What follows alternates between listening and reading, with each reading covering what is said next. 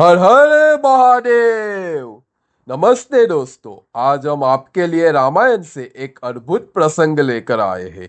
जब लंकापति रावण ने एक वानर राज से मुलाकात की थी और उस वानर राज ने लंकापति रावण को चारों समुद्र की यात्रा कराई थी। क्या आप जानते हैं कि वो महाबली वानर कौन है? इस वीडियो में हम आपको उसकी रोमांचक कहानी पूरी सच्चाई से बताएंगे। तो बने रहिए हमारे साथ अंत तक और हमारे चैनल को सब्सक्राइब कीजिए ताकि हमें हेल्प मिल सके। एक बार राक्षस राज रावण स्वर्ण मालधारी बाली द्वारा शासित किष्किंधा नगरी में पहुंचा और उसे युद्ध के लिए ललकारने लगा।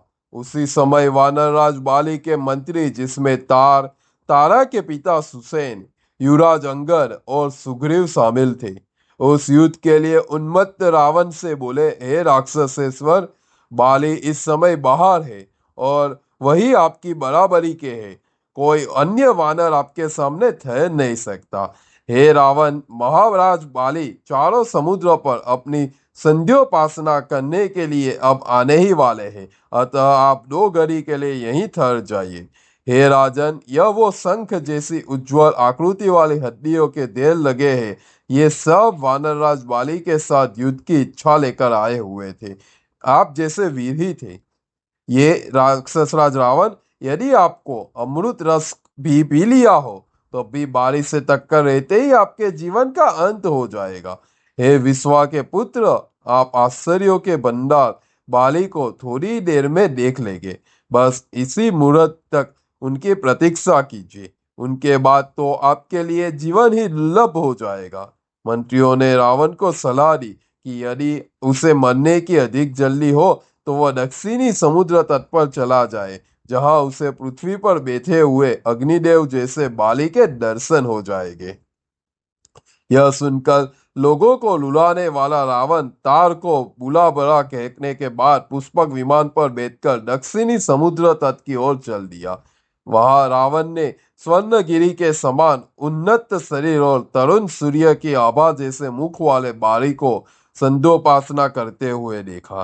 तब काजल के समान कृष्ण वर्ण वाला रावण पुष्पक विमान से नीचे उतरकर बाली को पकड़ने के उद्देश्य से दबे पांव चुपचाप आगे बढ़ा।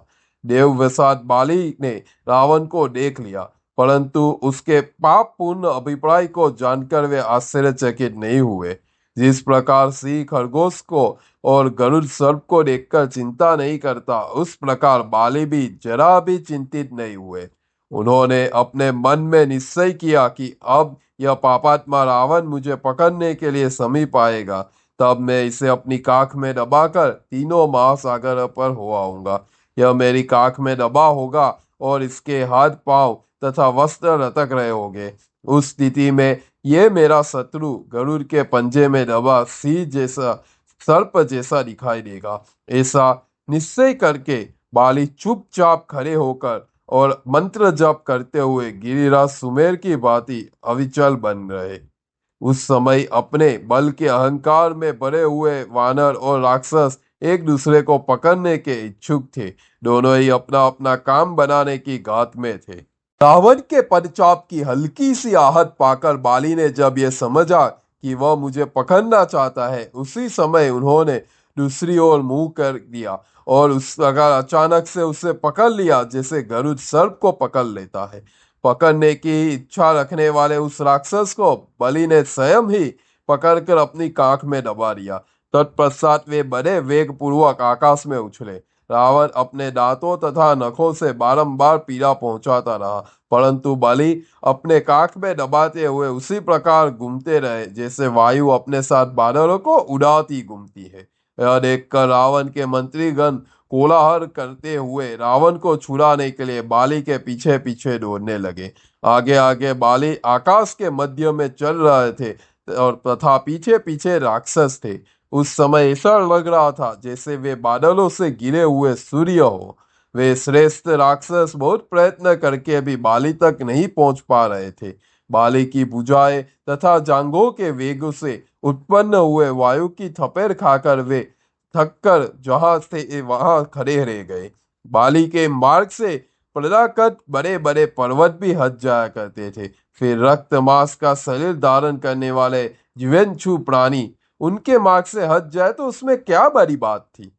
वानरेंद्र बाली समुद्र तट पर जितनी देर में जा पहुंचते थे उतनी देर में कभी कोई पक्षी भी नहीं पहुंचा सकते थे। उस प्रकार चलते हुए वानर राज ने क्रमशः सभी समुद्र के तट पर पहुंचकर संध्या वंदन किया। समुद्र की यात्रा करते हुए अक्षसगामियों के में श्रेष्ठ बाली ने सभी प्राणियों से पूजा प्रसन्नता करते थे। फिर बाली रावण को बगल में दबाए हुए पश्चिमी समुद्र तट पर आए। तदनंतर वहां संध्योपासना स्थान और जप करने के बाद बाली दस्कंदर को कांख में दबाते हुए उत्तरी समुद्र पर तट पर जा पहुंचे। ये वानर महावानर अनेक सहस्त्र योजन तक रावण को धोते हुए वायु तथा मन के वेग के समान चलकर उत्तरी सागर के तट पर पहुंचे तथा वहां संध्या वंदन किया। फिर वे रावण को धोते हुए पूर्वी समुद्र तट पर चले गए। वानरराज बाली वहां भी संध्या वंदन संपन्न करके रावण को बगल में दबाए हुए किष्किंधापुरी की ओर चल पड़े। इस प्रकार चारों समुद्र के तट पर संध्योपासना करके रावण को धोते हुए थके हुए वानरराज किष्किंधा के उपवन में आकर बैठ गए। कपिश्रेष्ठ बाली ने रावण को अपनी काख से निकालकर बारंबार हंसते हुए पूछा, बताओ तुम कहाँ से आए हो।